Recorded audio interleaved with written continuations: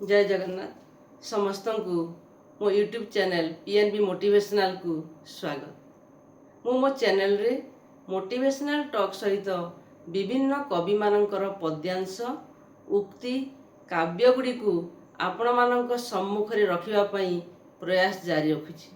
भाबुछि आपण मानकु निश्चित भाव में भल लागुथिबो। आज गोटे सुंदर विषय आपण मानक पई नै आसीछि, ताहा अविस्मरणीय मनीष। अनुरोध रखिबी वीडियो को शेष पर्यंत देखिबे। जो माने मो चैनल को नुआ करी देखुचंती प्लीज लाइक एवं सब्सक्राइब करिया को जेपरी न भूलंती। आपण मानक स्नेह भल पाइबा मते आग को नेबारे सहायक हेबो। तो आरंभ करिबा। आजिर विषय अविस्मरणीय मनीष। जेदिन तुमे आसीथिलो भवे, तुमे मात्र कांदिथिलो हसीथिले सर्वे।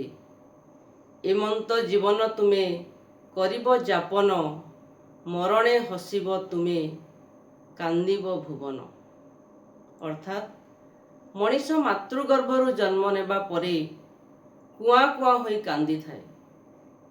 शिशुटीर जन्म परे ताकु परिवार सदस्य, आत्मीय स्वजन, पितामाता समस्ते हसी हसी स्वागत करिथांती। उक्त शिशु बड़ हेबा परे एभली सत्कर्म, परोपकार, मातृभूमिर, देशर, जातिर, समाजर उन्नति कार्य करी हसी हसी स्वर्गारोहण करे। सेही व्यक्तिर वियोगरे सारा विश्व कांदी उठिले मनीष जीवन सार्थक हुए। पंचभूतरे गड़ा होइतिबा शरीर जेउ स्थानरु आसीथाए स्व स्व स्थान को फेरी जाती। यह एक निरंतर प्रक्रिया। मात्र साधारण मनीष एहाकु ने घांटी चकटी हेउथिबा बेले विज्ञ माने तिळे हेले सोचना न करी भागवतर अमूल्य बाणी को उदाहरण दे कुहंती, मर्त्य मंडले देह बही देवता हेले हे मरई। जीवन सदा क्षणिक, अलिक ओ क्षणभंगुर। एहा ताहार स्वइच्छारे आसे नहीं कि स्वइच्छारे जाए नहीं।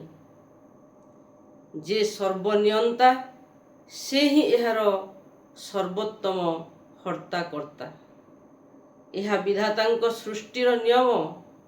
जन्म सहित मृत्युर संपर्क अति निबिड़। तेणु जन्मरु मृत्यु भितरे मनीषर कर्म ही तार परिचय सृष्टि करिथाए। एहा ही संसारर ध्रुव सत्य। मात्र एही सत्य को बेले बेले स्वीकार करी हुएनी।